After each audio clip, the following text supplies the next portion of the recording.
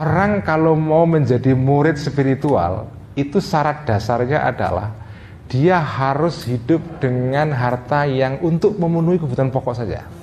Kebutuhan dasarnya, basic need-nya. Lebih dari itu langsung ditasarrufkan itu.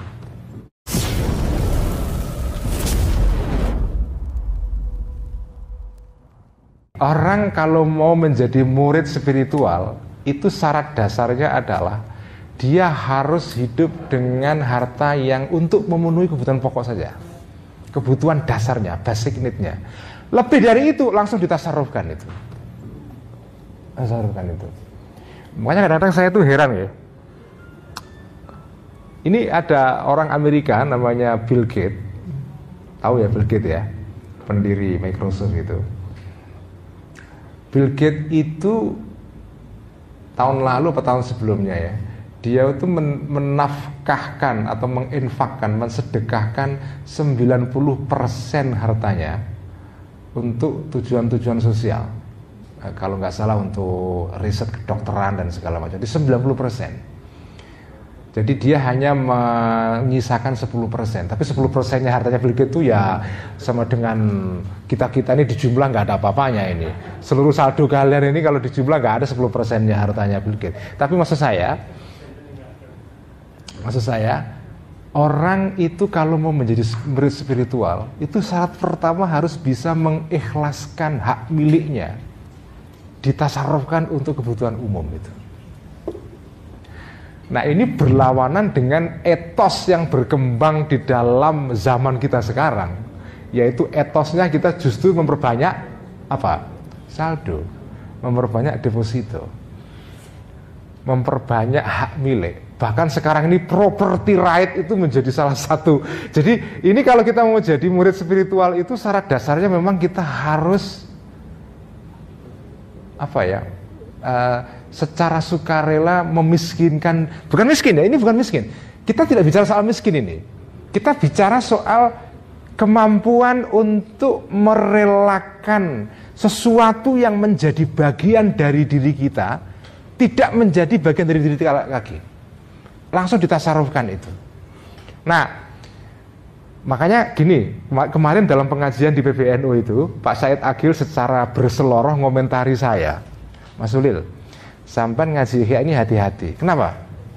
Kitab Ihya ini kalau dimaknai secara salah, itu bisa kemudian dijadikan alasan untuk menjadi orang miskin.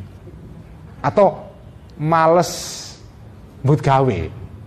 Wah, saya kan sesuai dengan kitab Ihya ini, saya harus merelakan harta, jadi ya sudah saya nggak usah. Itu bukan begitu.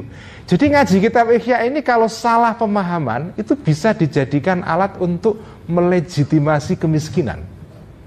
Padahal bukan begitu maksudnya, ya, bukan begitu.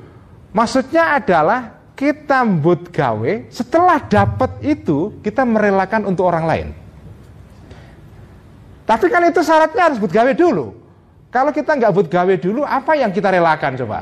Ya kan? Merelakan itu kan ada sesuatu yang direlakan, ada objeknya. Nah, kalau nggak ada objeknya direlakan ya namanya bukan.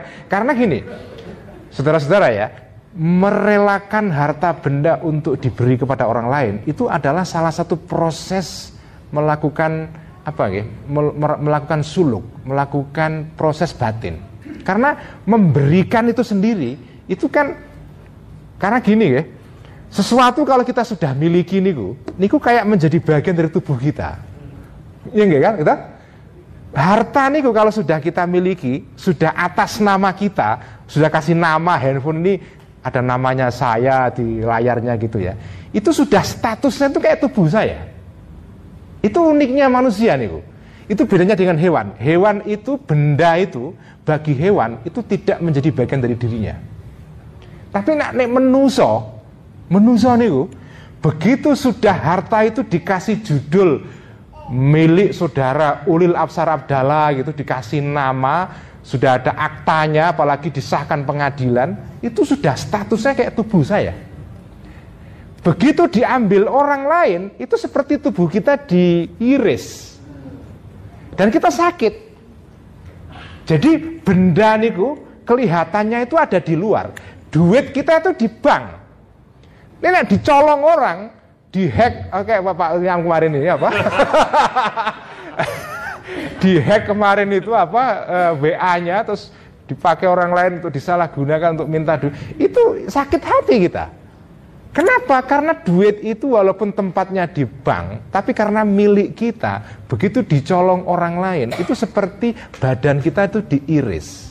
Karena itu kita sakit. Nah, memberikan benda ini kepada orang lain, itu seperti ngiris tubuh kita. Kalau kita rela melakukan itu proses spiritual yang luar biasa. Jadi, mengikhlaskan diri kita diambil orang lain, itu sendiri, itu sudah pelajaran yang secara spiritual itu maknanya tinggi sekali.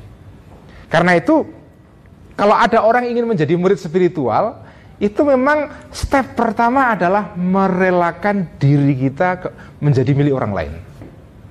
Kalau itu harta, ya dikasihkan kepada orang lain itu. Itu adalah ini step-step yang diajarkan Al-Ghazali. Jadi pertama adalah merelakan. Letting go, itu kalau letting go, membiarkan sesuatu yang menjadi milik kita, kita lepaskan, dirilis, dilepaskan kepada orang lain itu. Tapi kan melepaskan harus ada yang dilepaskan, itu tadi kan. Kalau nggak ada yang dilepaskan ya namanya bukan melepaskan. Karena itu menjadi kaya, setelah kaya memberikan kepada orang lain, itu sebetulnya perjalanan spiritual itu. Jadi makanya saya setuju dengan Ki Said, kitab Ihya ini kalau dimaknanya itu dipahami secara salah, itu kemudian dijadikan justifikasi untuk apa?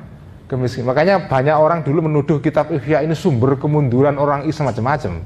Ya mungkin itu saya sih nggak setuju dengan tuduhan ini, tapi ini tuduhan mungkin tepat untuk orang-orang yang memahami Ihya secara tidak tepat itu.